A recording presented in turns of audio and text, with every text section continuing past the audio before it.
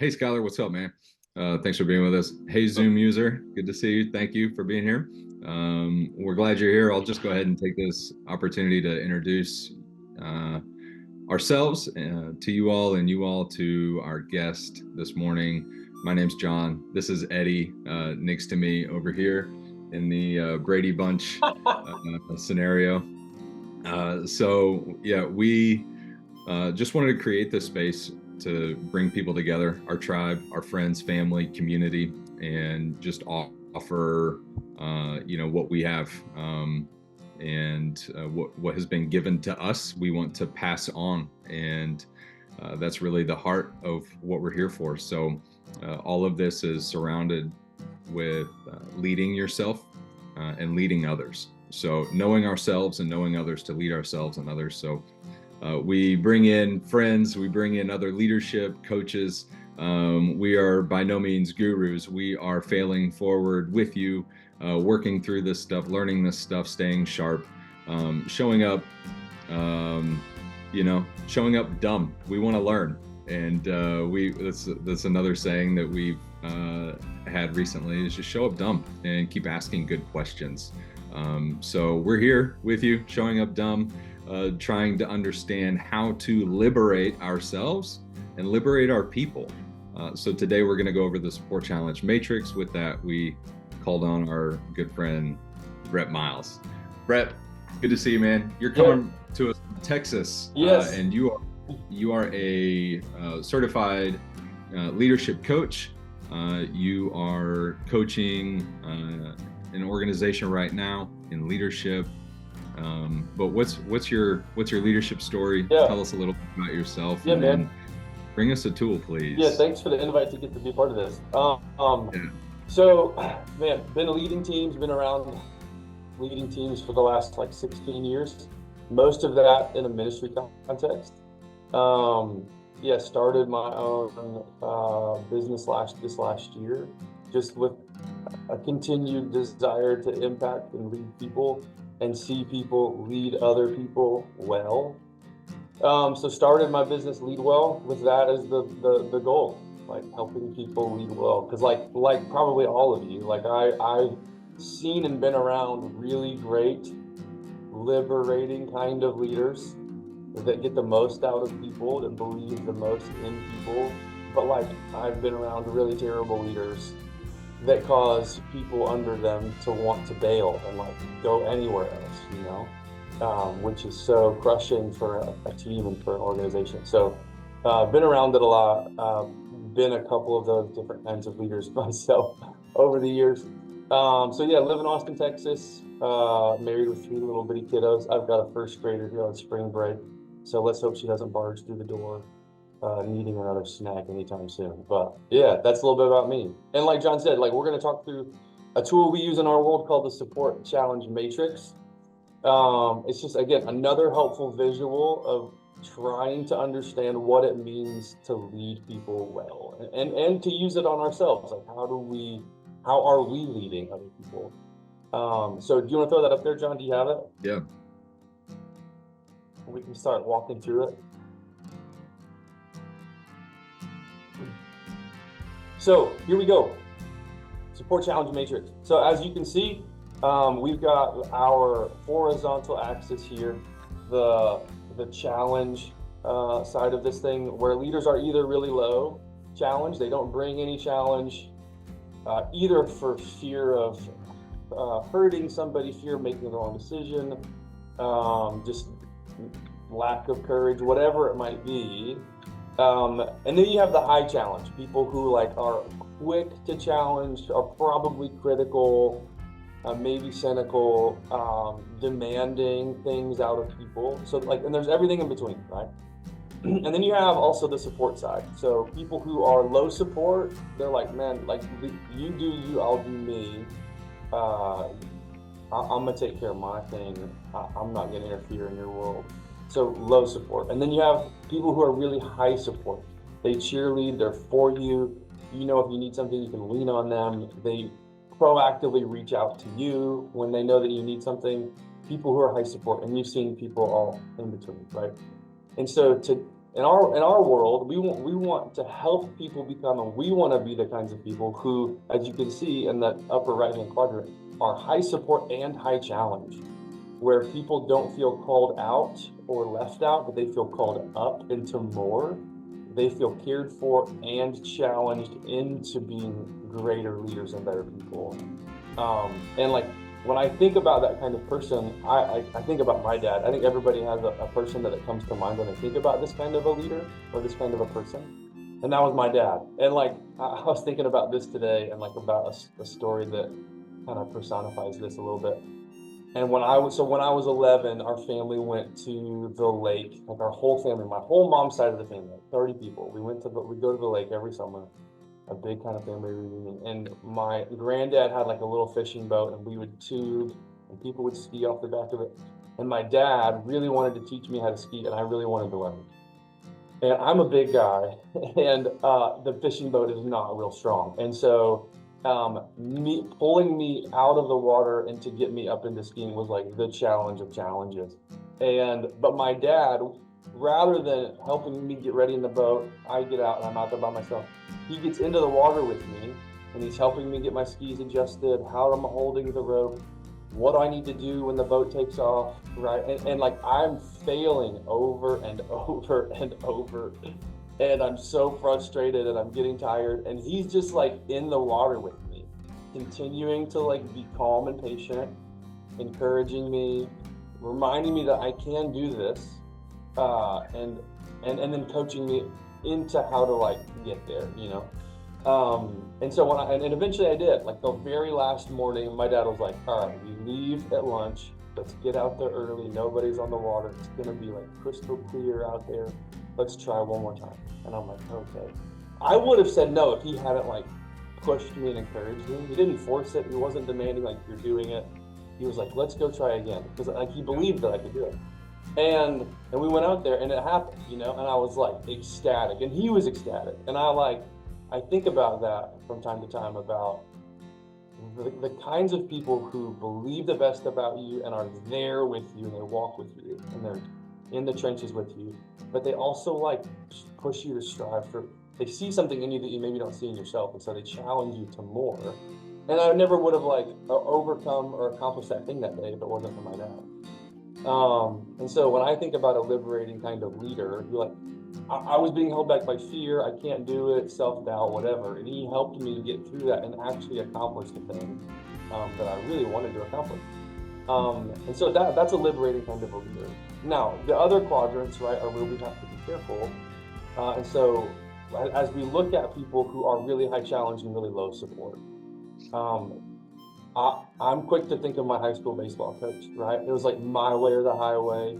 You're going to do it because I said so. Lots of barking, lots of fear. Like we were like, man, if we get it in the doghouse and if we don't perform, we may not play, and he's going to be unhappy with us. And just all kinds of like fear. And we felt manipulated, you know, like he was the puppet master and we had to like get in line, you know.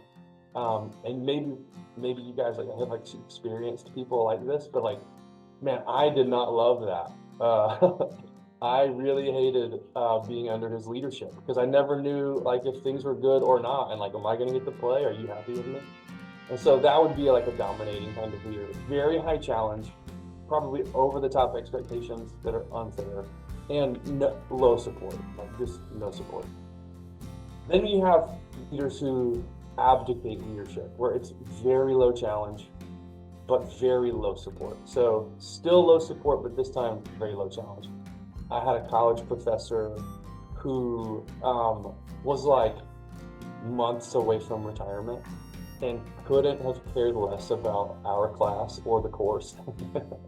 And at the time we were like, this is amazing. Like everybody was getting A's. You just had to show up. There was very little like structure, and like the curriculum, it was like real loose. He was just trying to skate and just get out of there. And so like we didn't care to be there. There was no expectation of us. Like we'd get there and just jack around and like talk to each other and like just show up, and you're gonna like make it that day. And if you just keep showing up, that so But I look back on that, I'm like, what a waste of time. Like, what a waste of that professor's time and our time just to be in there every day and do nothing, where nobody's expected to grow in any way, to get better in any way, to learn anything. And like our view of him was so low as a leader and as a professor. I was like, is this what it means to be a professor at the college level? And so that was a kind of leader who really advocated that leadership, you know.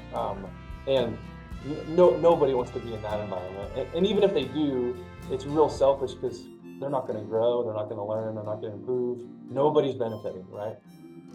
The last quadrant, the protector, which is like really high support, really low challenge. I feel like I see this one a whole lot. I saw it a lot in the church. Just naturally, people were really encouraging. This is my mom. This is the example for this is my mom. Really encouraging, really high support. What do you need? What can I do for you? Like I knew that she was there for me. But she would say things and then and ask things of me. Like she would challenge in a real passive aggressive way. But then she would never follow through when we didn't do what she asked us to do. So my dad was the like, you know, the had to play bad cop because she would never follow through, and so we would take advantage of that, and we felt entitled, and you know, over time, little by little, she wasn't challenging us, but she was getting frustrated with us when we were growing up, and then she'd explode, and we're like, whoa, what happened? Like what? And it was because she hadn't challenged us and she was frustrated because we weren't listening. But she created this culture of like, we can get away with stuff. We know that we know that you're gonna like be there for us and love us, and we're not gonna really get in trouble because you're like so supportive. And so we would get away with anything until my dad would find out, or she'd blow up on us, right? And so that was hard too, because it was just back and forth of like, we needed boundaries, we wanted structure. My mom didn't want to feel taken advantage of or run over at all, but she also like we wanted her support. Like we loved her support. We loved that she was with us. And so there were all kinds of problems there. And I feel like I see this in leaders a lot, where they're like they don't want to hurt people's feelings, especially today. You know, I don't want to hurt their feelings. So to challenge somebody is to like to can feel today like an attack on someone's character or on their person. However, if a leader is really high support and you know that they care for you and they're for you and they believe in you and they love you, then hopefully to feel challenged would be like, oh, they believe in me and they want more for me. And so usually it does start with like having a relationship and demonstrating support and then bringing the challenge when necessary, right? And when I think about, there's another tool we use in our world called the 5 circles of influence, which I think is like right under this. And so when you think about leading yourself, you have to start there. Like in the giant world, we talk about know yourself to lead yourself. And if you don't understand what kind of leader you are in all of these different areas, so not just like who are you as a leader out there, but like how do you lead yourself? Because for me, if I'm honest, most of the time I probably speak with a pretty dominating voice to myself, like really high expectations, very low grace, you know? Like when I fail as a parent or I misspeak as a husband or whatever, I'm the hardest person on myself, and I hold myself to a standard I would never hold other people to.